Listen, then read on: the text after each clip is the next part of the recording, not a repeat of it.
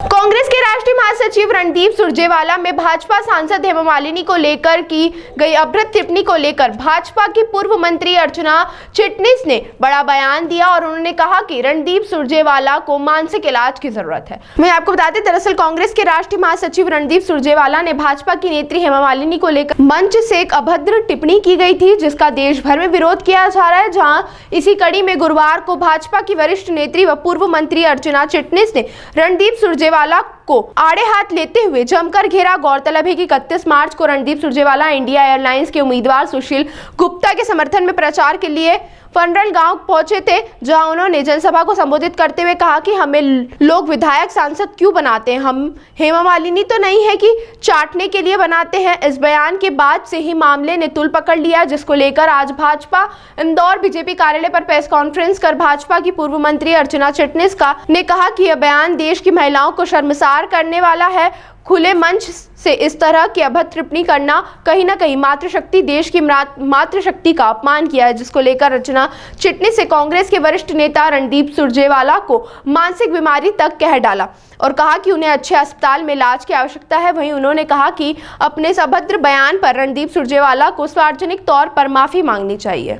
तो वहीं आपको बता दें, कुरुक्षेत्र में कांग्रेस नेता रणदीप सुरजेवाला के बयान से सियासी महाभारत छिड़ गई है। जहां कैथल के गांव फरल में सुरजेवाला ने अभिनेत्री व सांसद हेमा मालिनी को लेकर एक विवादित बयान दे दिया। इसके बाद हरियाणा महिला आयोग ने सख्त रुख अख्तियार करते हुए कांग्रेस नेता को नोटिस जारी कर दिया है। मित्रों,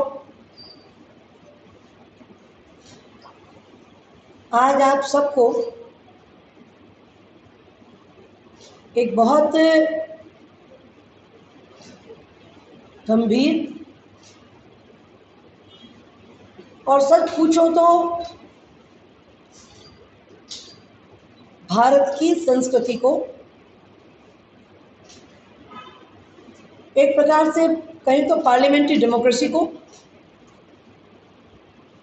और दुनिया भर की महिलाओं को अपमानित करने वाली टिप्पणी का विरोध करने के लिए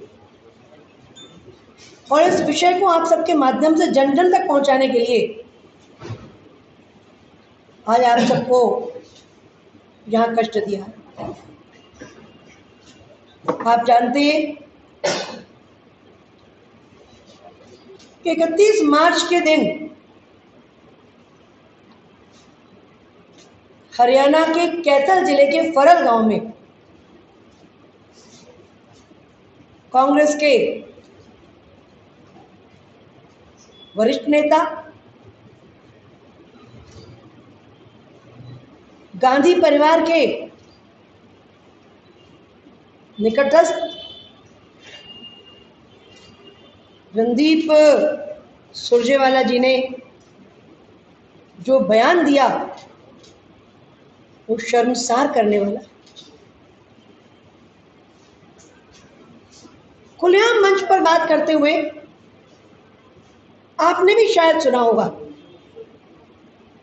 कि वो कहते हैं कि हम एमएलए और एमपी अपनी बात मनवाने के लिए, अपना विषय विधानसभा और पार्लियामेंट में रखने के लिए चुनते हैं, हम हेमा मालिनी थोड़ी चुनते हैं चाटने के लिए। ऐसा आदमी सोच भी कैसे सकता है, और बोलना तो सच में निंदनीय है। और सार्वजनिक तौर पर कांग्रेस पार्टी ने, कांग्रेस पार्टी के नेतृत्व ने और सुरजेवाला जी ने क्षमा मांगना चाहिए। इस पर एक प्रकार से ऐसे व्यक्ति को सार्वजनिक जीवन में रहने का हक नहीं। और मैं तो सारे देश भर की कोटि कोटि जनता से और मातृशक्ति से इस बात के लिए अपील करूंगी, आग्रह करूंगी कि कांग्रेस के नेताओं की सभाओं का इस देश में बहिष्कार होना चाहिए। और ये पहली बार नहीं है, ये कांग्रेस का स्वभाव है, ये कांग्रेस का भाव है। और कांग्रेस के नेता इस प्रकार के भाव की अभिव्यक्ति समय समय पर निरंतर करते रहे। हम सब इससे भली भांति वाकिफ हैं कि दो बार पार्लियामेंट में रिप्रेजेंट कर चुकी, अब तीसरी बार सांसद का चुनाव लड़ रही एक वरिष्ठ नेत्री भी और भारत की संस्कृति की वाहक आदरणीय हेमा मालिनी जी का सारा देश सम्मान करता है। सारा देश उनकी सार्वजनिक जीवन की, उनके संस्कृति के क्षेत्र में जो इस देश में उन्होंने योगदान दिया है, उसको लेकर हम गर्व से अपना माथा ऊंचा करते हैं। और इतनी ओछी, घिनी, गंदी बात, विचार और उसकी अभिव्यक्ति दोनों ही एक प्रकार से कांग्रेस की बीमार मानसिकता का लक्षण नहीं, इस अपने आप में मैं कहूँगी एक लिटमस टेस्ट। मध्य प्रदेश की एक मुख्यमंत्री महिला को टंचमाल कहते और दूसरा आइटम कहते। हमने पिछले दिनों एक वरिष्ठ वकील भी, कांग्रेस के नेता भी, सिंघवी जी का वीडियो हमने सुना, जिसमें उन्होंने किस प्रकार से लालच दिए एक वकील को जज बनने की दृष्टि से। और हमने ये भी देखा कि राहुल गांधी किस प्रकार शक्ति का, मात्र शक्ति का, इस देश की आधी आबादी का अपमान करते हैं। जब वे भारतीय जनता पार्टी के संदर्भ में बात करते हुए शक्ति से लड़ने की बात करते हैं, आज मैं आप सबके माध्यम से उन्हें इस बात के लिए ललकारती हूँ कि वे भारतीय जनता पार्टी की शक्ति से ही नहीं, अगर उनका ये आचरण है, ये व्यवहार है, ये शब्दावली है, ये विचार है, तो देश की शक्ति कांग्रेस को ललकारती है कि वे आए, इस देश का सामना करें और ये देश कांग्रेस की संस्कृति का, इस कुत्सित मानसिकता का न केवल विरोध करेगी, बल्कि इस देश की जनता ये सबक सिखाएगी ऐसे लोगों को कि हम, ये देश, इस देश की कोटि कोटि जनता इस प्रकार के व्यवहार को, बात को बर्दाश्त नहीं करेगी। भारतीय जनता पार्टी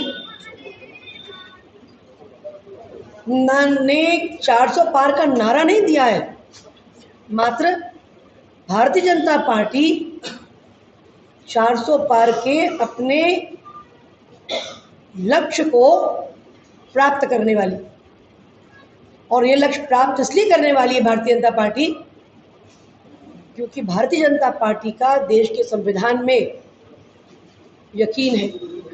भारतीय जनता पार्टी देश के संविधान को संभालते हुए एक सॉवरेन डेमोक्रेटिक रिपब्लिक जो इस देश के संविधान ने हमें बनाया है, उसका सम्मान करते हुए, डॉक्टर अंबेडकर के दिए हुए इस संविधान को एक प्रकार से अपने लिए एक कर्तव्य बोध कराने वाली एक गीता के समान हम इसको ट्रीट करते हैं। और कांग्रेस ऐसा इसलिए कह रही है कि कांग्रेस के पास सच में, यथार्थ में कहने का कुछ नहीं है। कल्पनातीत बातें करना, निराधार बात करना, बिना सिर पैर की बात करना, ये कांग्रेस का स्वभाव है। क्योंकि सच पूछो तो भारतीय जनता पार्टी में कोई कमी है ही नहीं।